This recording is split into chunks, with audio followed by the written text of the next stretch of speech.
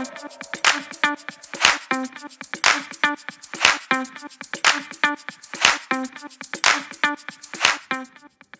right. Hey, everyone. Welcome to episode 2 for the United Soccer Association. Today, we have a special guest, Mark Godwin from Winter Haven Soccer Club. He's currently the executive director and also the director of coaching. So we're super excited to have Mark here on our second episode. Good to be here. Awesome. Hey, so I'm super excited just to get started with obviously this podcast that our executive director for the United Soccer Association has started, Ty Vilmer. But we recently just had our USA League championships over at Lake Parker in Lakeland, Florida. So as we continue to elevate the league, as we continue to bring in more teams and with our membership that we currently have, today's podcast, I just want to get your experience that you had as a coach, as a director of a member club of ours. What were your thoughts on the entire event and how it went? Yeah, it was a fantastic day over at the Fields. It was good also to have two of our teams representing Winter Haven there as well. Although at the end of the day, we didn't get the results we really wanted, but the event itself was pretty special. It was well run. Some fantastic soccer going on. And at the end of the day, I thought overall well received from our parents, from some of the other parents that I was able to interact with over at the Fields. Certainly the games that we were involved in, our U17 boys had a phenomenal experience and a very well-mannered game as well. From both on the field, I think the two teams in the final respected each other.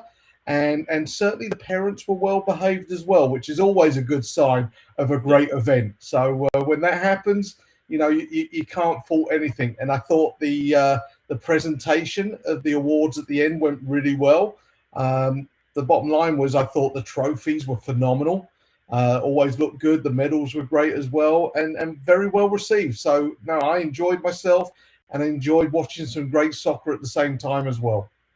Awesome. Yeah, that's our whole mission. Obviously, I have joined the United Soccer Association here just recently, but that has been the whole thing, is to make sure that our customer service, to ensure that our member clubs are getting taken care of at the highest standard for youth soccer to continue developing.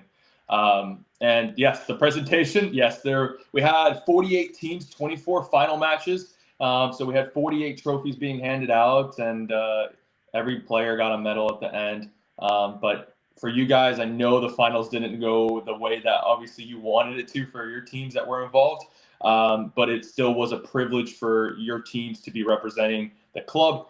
And it could have been another team in the final, right? So the club still earned its way into the finals out of all the teams in our divisions and all of our age groups as well. So yes, it was an exciting event, and I'm super happy that especially Winter Haven, one of our bigger member clubs, enjoyed the event as well.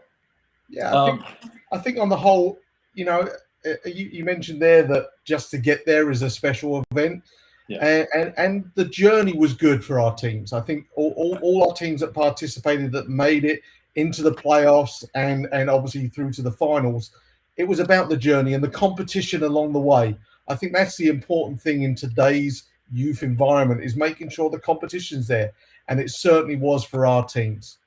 So obviously, Winter Haven United did not just fell just shy of winning 2 championships at the USA League championships this past weekend at Lake Parker. How do you, as a club leader, as a director of coaching, help your club as overall, your coaches navigate through this and helping the players, part of your club, navigate a loss like this at such a big stage? Yeah, no, we can't hide the fact that winning is part of the game. At the end of the day, we've had the argument for many, many years of winning versus development. And that argument will still be going on 20, 30, 40, 50 years from now. But I always remember, I think it was the New York Jets head coach during an interview was asked that very same question. And his response was, we play the game to win. And I think that should be in everyone's mind. I don't think there's a coach that puts a team on the field to lose a game. You go out there to try and have the success. And I know parents want that success as well. And it's also driven by the fact that in our environment today, the fees that some of these parents are paying, they are huge. They are huge. And that's an investment in their players' future.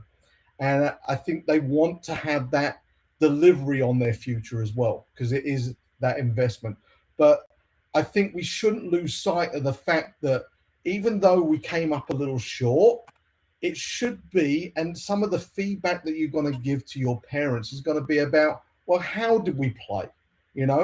Yes, I think we lost. What was it? We lost 2-0 in the U17 boys final to the Chargers. Correct. It was a great game. The way we played, we had opportunities to score goals. We had opportunities to win, but it was the way that we did it. I think we played extremely well, and on another day we would have scored a couple of goals against the Chargers. I'm not going to take anything away from them. They were a good team too. They had a guy at the back, a tall central defender who was phenomenal in the air. I don't think we got him turned as much as we would like to, so he was facing his own goal. We know when defenders end up facing their own goal, that's a panic start time for a defender. But the bottom line was the way we played the game is some of the positives that you've got to take away. And we were missing some players as well. Don't get me wrong, that happens on a regular basis. But the bottom line is, I think we got to sell the fact that we played in the right way. We possessed the ball. We looked to counter. We basically had a fair share of the game. And we've got to now educate our parents, because that's another part. I spoke earlier on about education from the coaching aspect, trying to get to the players, but we also have to educate parents as well. And some of the things that I've changed in my approach over the years was the fact that as a young coach, many, many years ago, I was in those situations like a lot of young coaches today, where parents are on that side of the field. I'm on this side of the field with my players in my protective bubble. And we kind of stay in those silos. And I think one of the key phrases that we use today is parent engagement. And as I mentioned, when I talk about parent engagement, I now have changed my approach where I actually share my training session plans with the parents during the week. Not that they're going to understand everything that I'm going to be working on in that lesson plan, but they're going to pick up on a few key words in there. And now I might have some buy-in from the parents and some support. And I'll use a relatively simple example. When I've gone out there and run a training session on low pressure defending, when you say that to some parents, some are going to pick up on what that is, some aren't. But when a parent sees your players perform exactly the way you as a coach have worked on it for, whether it's 6 hours, 4 hours during the week at training, you finally got your players working on low pressure defending. They got that line of confrontation, maybe 5-10 yards inside the opposing team's half. But the moment they see your first player drop off and say, hey, you guys have the ball and don't press higher up the field, the first thing out of a parent's mouth is going to be pressure. And who's a child going to listen to? Who's that player going to listen to? Is it going to be you as the coach, or is it going to be the parent? Well, certainly the younger the player are, they're going to listen to the parent. And all that hard work you've put into that as a young coach has just been pretty much demolished by one word out of a mum or dad's mouth saying pressure the ball, and they go off and pressure. So I feel that by sharing some of that information with the parents up front, as you've just finished the weekend's games, and you start to plot and plan what you're going to work on during the week, sharing that information, which is part of your team, your club, your players' development going forward, and getting that buy-in from our customer, the parents, now pays dividends, because you've got that support through. They understand what you're trying to work on. And it's that regular communication now between all the stakeholders involved within your team. And it was approached, and I'm going to make myself vulnerable here and be honest. Many years ago, as I mentioned, as a young coach, I would never have done that. I want to stay here, you stay over there. But it's engaging the parents now. That's the key buzzword going forward. And I think we have to have that mindset, that train of thought going forward, and share that with the parents as well. Yeah, awesome. That's fantastic, Mark. Absolutely fantastic. And so I know that you just recently went over to Winter Haven, the first finals with you being the director of coaching, executive director, overseeing everything for Winter Haven. Can you share just a little bit about your background, where you've been, what you've accomplished in your career so far, and what led you to Winter Haven? Yeah. So obviously, like most soccer coaches, I started off as a player first and foremost. I was very fortunate in my growth within the game when I was a young player. My father was a coach. He used to run the Royal Navy Football Association back in the UK, as well as the combined services.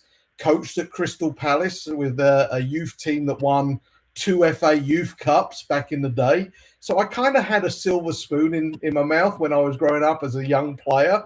And, my father was, I've got to be honest, was a better player than me when he was in his playing days. But when he came through the system, obviously he got to represent at the highest level, played semi-pro, was on the books at Arsenal as well.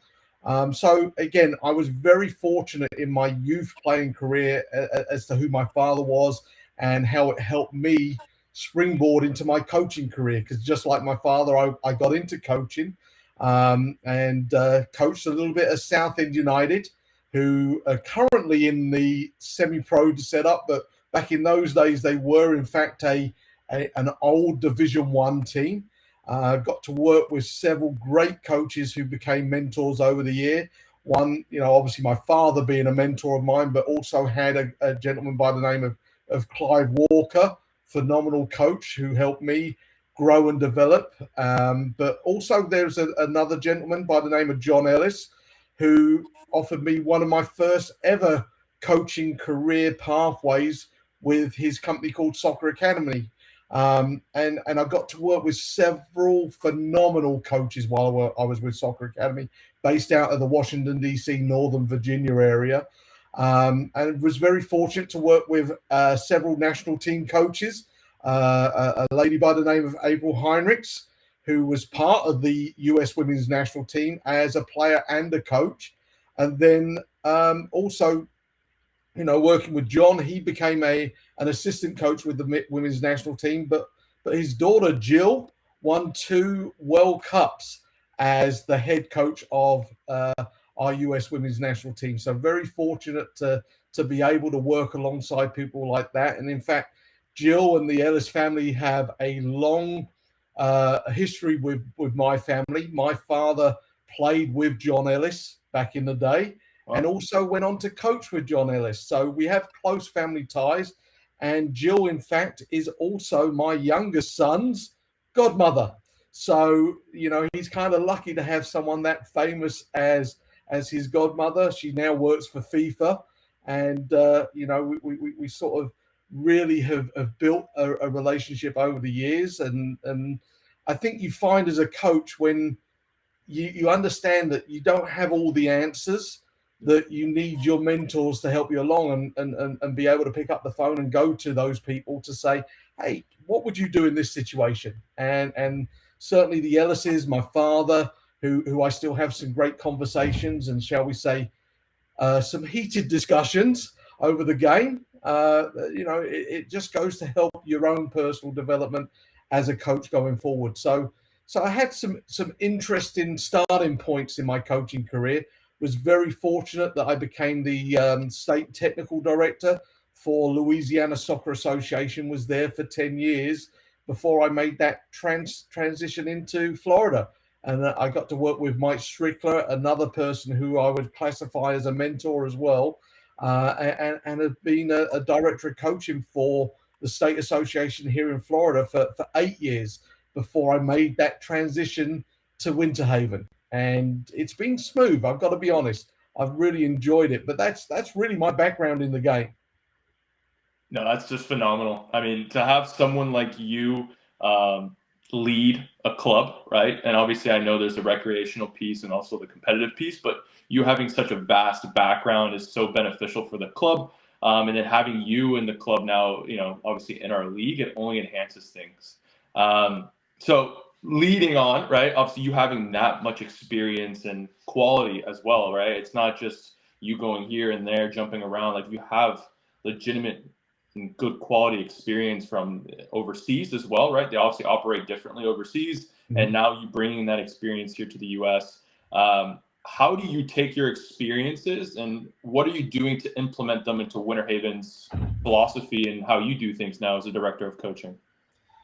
Yeah, I'll be honest. When I joined Winter Haven, it was very refreshing because they're kind of a unique club today in the fact that we are completely volunteer based. When I look at my coaches on the competitive side, and obviously the recreational side is volunteer based, but I was amazed that we still existed with the competitive side with volunteer coaches as well.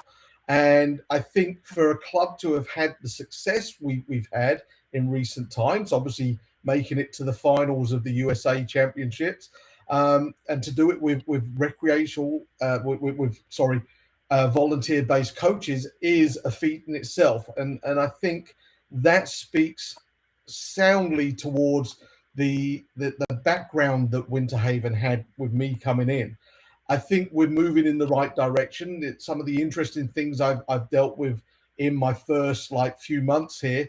I joined them in November, and it was really about starting to give the club an identity.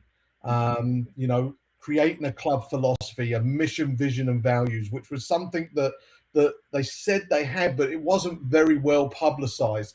And we've now created that, or co-created that, with the board of directors. I spoke to parents, I spoke to coaches, and I said, well, who do we want to be? Where do we want to take this club? And the one common theme that I found from all of those discussions was the fact that they wanted to be a community club. And it's easy to say that, but what really makes a community club? And it was the connectivity that we have to do and make to bring the community into Winter Haven Soccer Club. So that was our starting point, and we've now got our mission, vision, and values going forward. And I think that's going to give us the foundation in which to grow the club, because I think every club will turn around and say, yeah, we want to grow, but what really is growth to them? And for us, it's about reaching out to the community. And from there, it's not just about our players, it's also the connectivity that we're going to have with local businesses, to help support our programming going forward.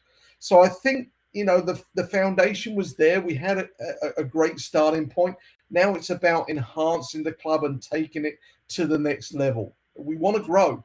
And it's kind of interesting because we've got to look at in what areas are we going to grow, because it's too easy to just say, I want more numbers. I want to have greater players. I want to take it from 700 players to over 1,000 players. That's easy to say. To make it happen, you've got to have a strategic plan to be able to do that. And I think the important thing is identifying the fact that, yeah, we are growing. We've seen, I think in our fall to spring, we've seen 35% growth in our recreational numbers from the fall season to the spring season. So that's great, but we're always going to have younger players coming in. So if we really want to grow, I look at the complete data, and I've noticed that we are dropping off in our numbers in the older age groups. So it's the retention of players. We're always going to see those new players come in, but I have to see retention of players in the older age groups. And that's the important piece of our puzzle now, to see true growth going forward. So I've really got to pinpoint, why are the older players, why are they leaving the club? Is it because we're not providing the programming? Can we enhance our programming? And I've got to look internally first and foremost to see what can we do with our existing programs to enhance them. Are there programs that we need to turn around and say, yeah, they're just not good enough. We need to get rid of that and bring something new to the fold. So that's what I'm looking at for the club going forward, in order to make Winter Haven something a little bit special for the area. No, that's fantastic. I think the biggest thing for me, obviously taking this role as the USA League Operations and Event Manager, something that I completely relate with you, and I think honestly beyond soccer itself, something that you just said in regards to your leadership qualities is that you reached out and you didn't only speak with your staff or those on the board, right, at Winter Haven. You reached out to your members within your club in regards to the parents, players, and what their needs are, and you listen to them, and that's why I think their growth is already shown. That's uh, yeah, that's a fantastic response, and I'm just so happy to see that. It's hard. Not every single leader is the best listener, and I think that's a great quality that you continue to have, and which is why your resume is why it is, right? Your leadership's been fantastic, and why you were the director of coaching for 8 years at FYSA, and I know I had the privilege to also work with you for a little bit over there. Yeah. But that's why you've been successful, and now it's correlating and showing for Winter Haven already in your short term there.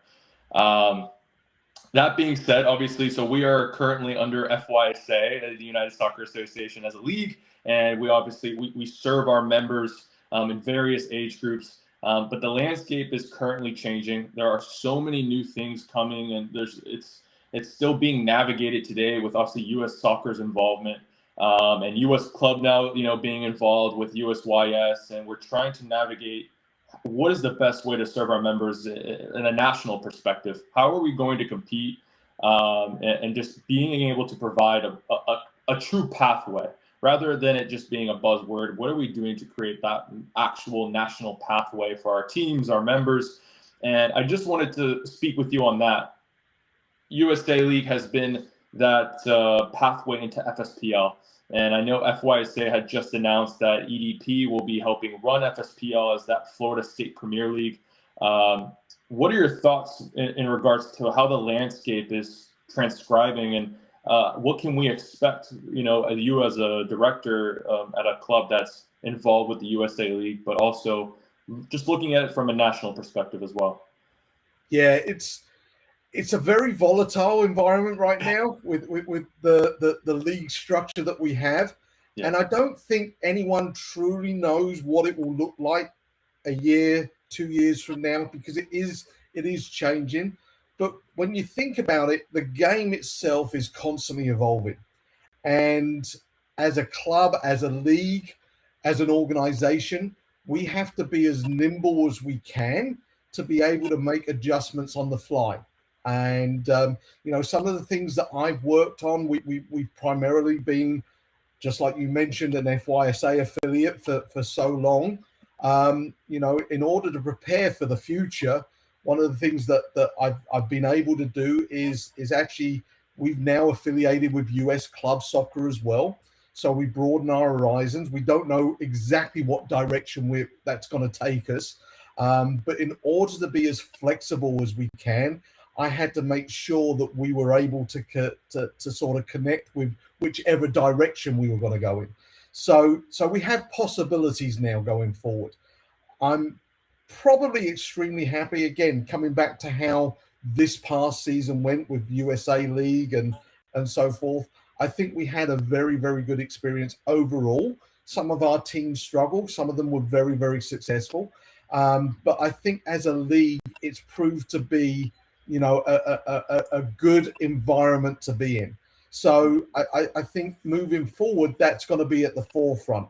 But, I'd love to have my crystal ball and say, yeah, this is what the future holds. But it's so difficult right now to predict with new coming along, with obviously, as you mentioned, FSPL now being sort of co-run with EDP. Yes. And that's primarily on the boys' side. I don't think we've still had the announcement on the girls' side, right. Which is going to be as tough because we know there's an acronym for every league that's out there, and there are a lot of them. Florida itself has got a ton of options available. But I think US Soccer's goal is to try and streamline everything. Yeah. Again, what it's going to look like, I couldn't tell you. But in all honesty, I don't think they know. They're going to test the water a little bit and see what the pathway is going to turn into. And as long as there's a club, we're prepared to be able to deal with those situations and be as flexible as we can do. I think that's our best option going forward. So, you know, I'd like to say the future is bright. I think it is, but which direction we take, that's going to be, pardon the pun, but a whole new ball game. Yeah. Yeah, no, for sure. And I'm happy to hear, though, that at the end of the day, right, the United Soccer Association, the USA League, we're still that forefront, right? So, and especially in the Region C area, those are our member clubs. We're servicing you guys, and we're still able to provide, with our staff, a professional environment for the players to still enjoy the game, even with all these other things going on beyond just the USA League, right? So we're still very proud that we can still offer that for you, your club. But then also all of our other member clubs. It goes beyond Winter Haven itself, and it goes all the way down to Naples. So we're expanding as well. We have 47 member clubs, lots of players. We had over 1,000 players at our event for just the finals for our championships. So that is our mission as well, right? Just being as professional, setting the standard high, regardless if we're just serving the Region C area. And I think we're on the same page as that, is that we want to do what's right. And I think U.S. Soccer sees that, right? They want to streamline it, and they want to provide the opportunities. So as a whole, as a nation, as a whole, we can still compete with other countries. And now we have the World Cup coming here, right? So It's an exciting time. And I think soccer is it's continuing to grow. It's not stopping, and it's definitely going to be exciting to see how everything aligns, and just hopefully always keeping the players at the front, right? We're servicing the players. We want to see soccer grow, and if that's all of our goals, then I think we'll be okay. I will ask this. So having the parents engaged, I think that's a great step forward, right? Because sometimes parents think they know better than the coach. But I think having them involved in the process so they can see exactly what you're working on that week, and then seeing it being implemented in the game, that's the most rewarding thing. Is seeing your players grow in that aspect, and having the support from parents as well, right? Because you might only have your players twice a week, Tuesday, Thursdays, and you might have them for 2 hours most, 4 hours a week. They're with their parents a lot more. And to make sure that they are supporting your mission, I think that's huge. Now, obviously, navigating through the championships and having those 2 losses, and sometimes parents think that it's greener on the other side, and sometimes it's not always the player's decision. The parents are typically the ones, especially on the youth side, are paying for the club, or they're paying to participate, and they, like you said, they want to see success on that side of it. How do you help navigate, especially parents or players that sometimes think that going to a different club, maybe they think it's greener on the other side? How do you help them navigate through that? I think, again, it's a very dangerous phrase, the grass is greener on the other side, because, for the most part, it really isn't. Yeah. I think what we have to do is as parents, I'm a parent of three soccer players myself. You've got to do your due diligence, and you've got to do your research. When there's other clubs that are out there, and we're in an environment, certainly in our area, there's an abundance of clubs within a 25-mile radius. And I think when we look at things, a lot of parents will go, they've got the best results, we've got to go and try out for them and try and get on into that program. But when you get there, you sometimes find that the match isn't a perfect match. Maybe the coach isn't exactly who you thought it was going to be. Other times you go out there with the fact that, I want to be on that team. And because the marketing from that club is so good, it draws you in.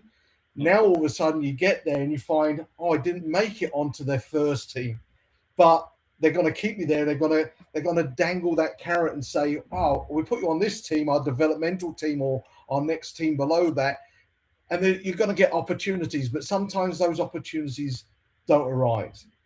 And I think when we look at that, I've used this saying several times: you do not become a better player sitting on a bench. And I've mentioned this to my own coaches, that when you select players to represent at the competitive level, there is nothing worse than the feeling of sitting down there, looking down your bench and going, oh, I haven't got Ethan in yet. I've got to get him in. Where can I put Ethan? And don't take this the wrong way, Ethan, but where can I put Ethan where it's not going to hurt the team? You know? Yeah. And it's a really bad feeling. And I turn around and tell my coaches all the time that if you're coaching a competitive team, I don't think it's any different from a playing percentage than it should be for a recreational team. We have a 50% play rule for recreational soccer. That's a given. But I think it should be the same at the competitive level, because for competitive coaches, you've selected those players. So why did you select them if you're not prepared to play them? You know, I think, again, from a developmental standpoint, it doesn't have to be 50% playing time in every game, but during the course of the season, you can get those players in. And I think we have to look at the prospect that, hey, there's going to come a game where we know we've got a better opportunity to win this one.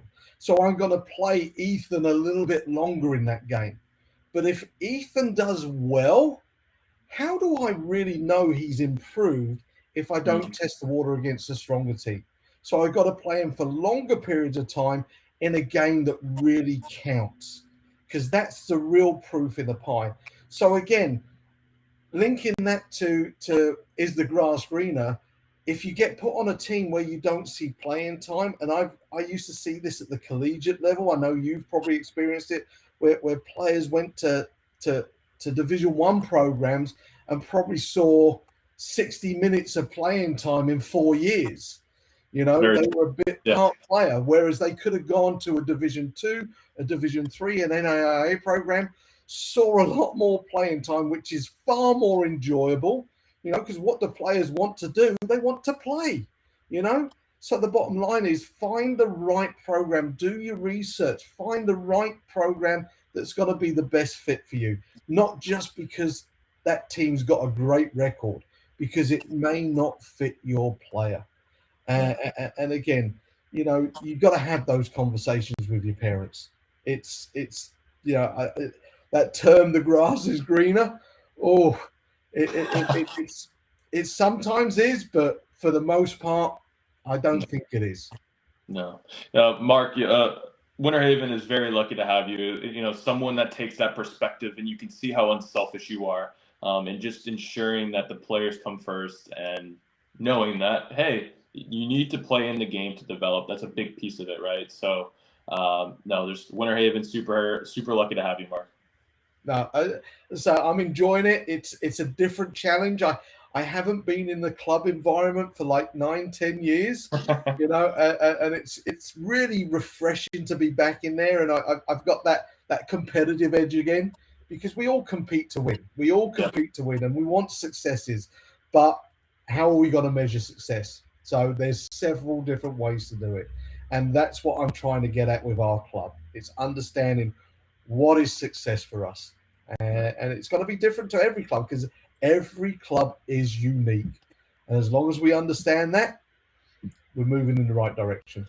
And I'll add that youth soccer and youth sports as a whole is kind of a unique environment where, you know, I've used this sort of saying a few times, that when you go into a supermarket and you go to buy your groceries, at that point you are the customer, but you're also the consumer. But when we look at youth sports and youth soccer, the customer is the parent. So we've got to make sure we accommodate that need. But the consumer is the player, and the player needs to be at the heart of every decision we make. Yeah.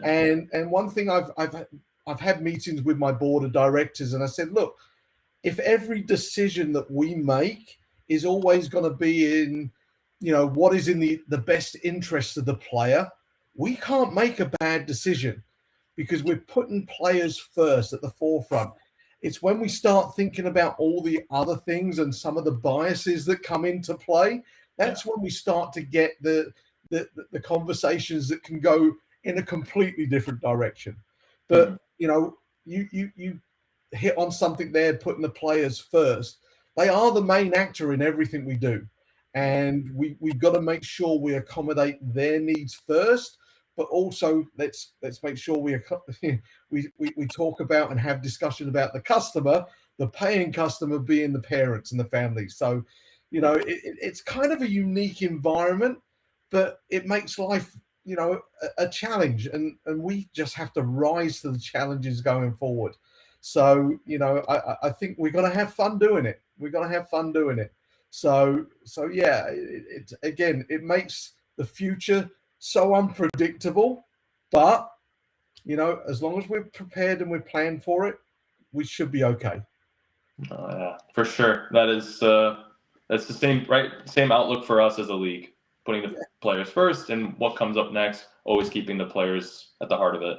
I will say, so we just touch on another topic here in correlation.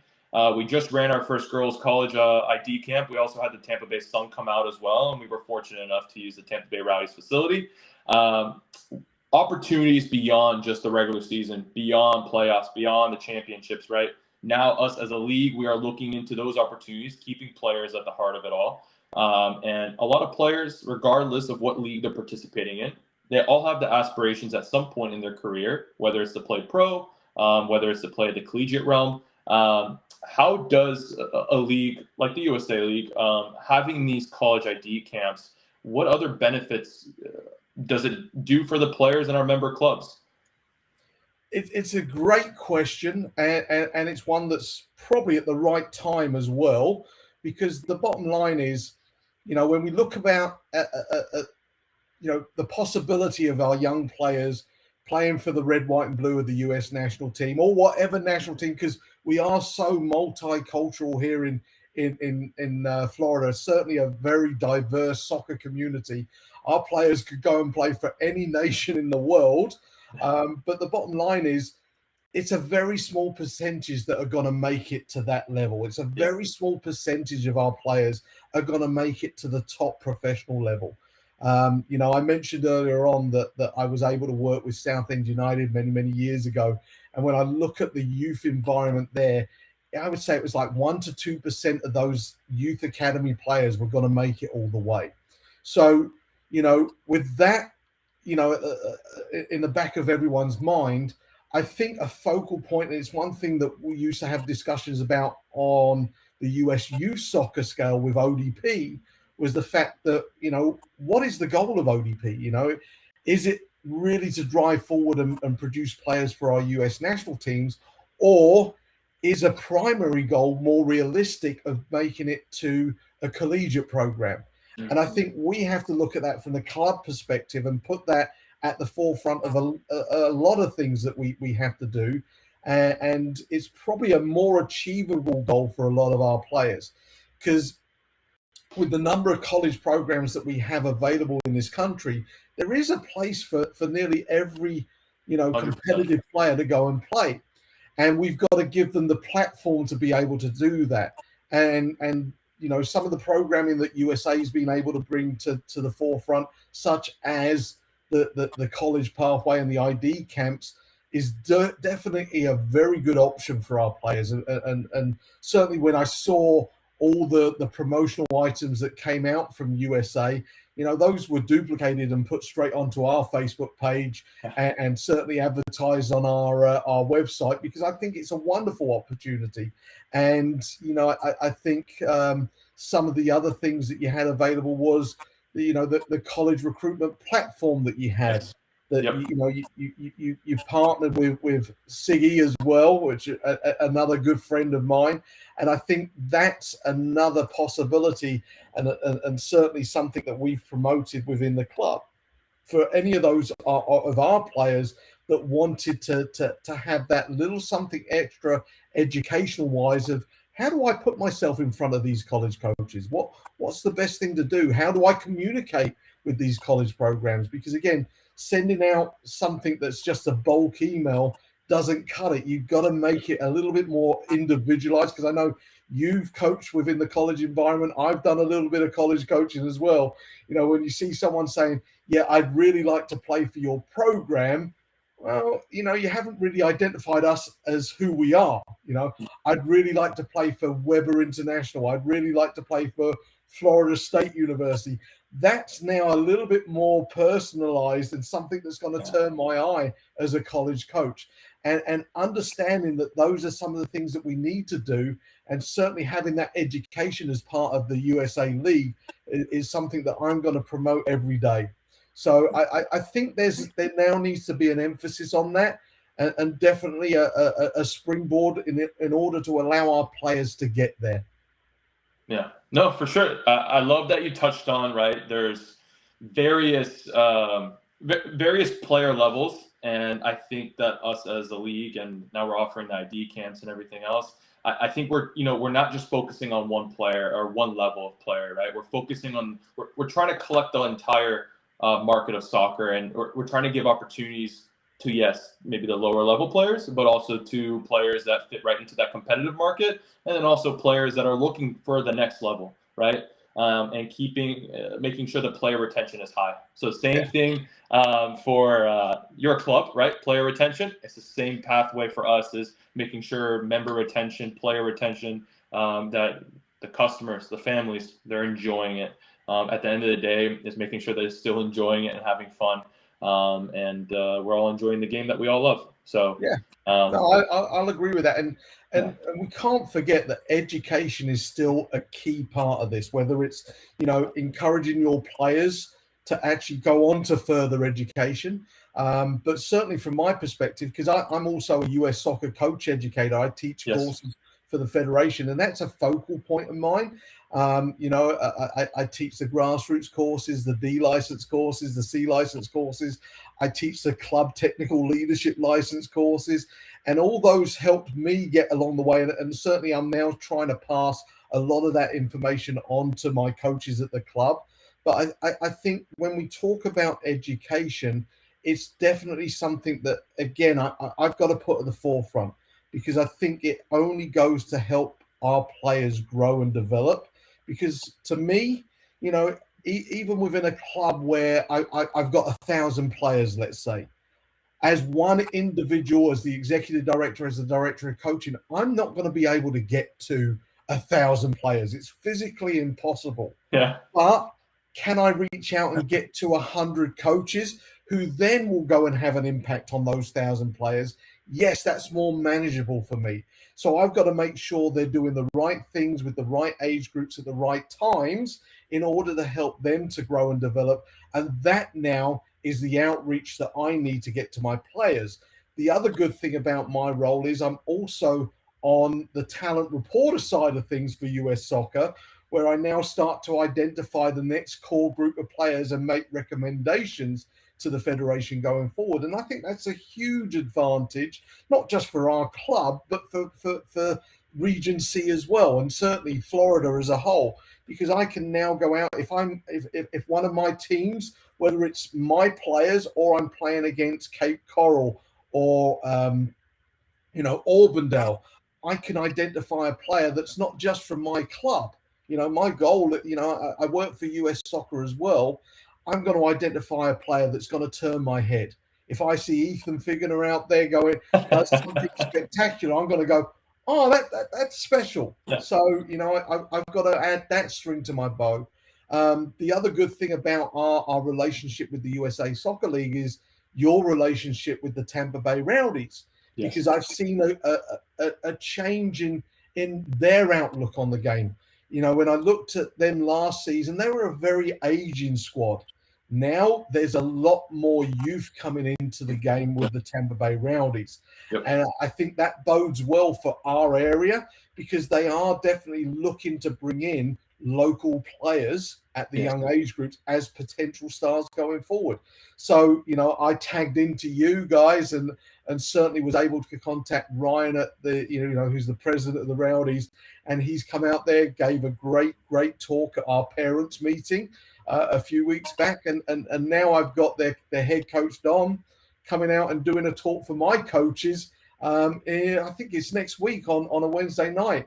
And I've picked up on, because they asked me what would we like to talk about, and I said, well, the change in your your philosophy going forward? Because again, you've gone from a very aging team to now a very youth team. They started off like a house on fire this season. So what are you looking at going forward, and how does that tie in to our community, and how can we help? So I think that's got to be beneficial going forward too. Yeah, no, for sure. And I think a big thing as to when Kai Vollmer, our executive director, and I know Ryan had met in making our partnership, the values aligned. And that's the biggest reason why we're partners and we're moving the game forward. And I know they also have a Rowdies 2 team. It's like their reserve team under 20. I know they're going to be, I believe they're competing in the USL Academy as well.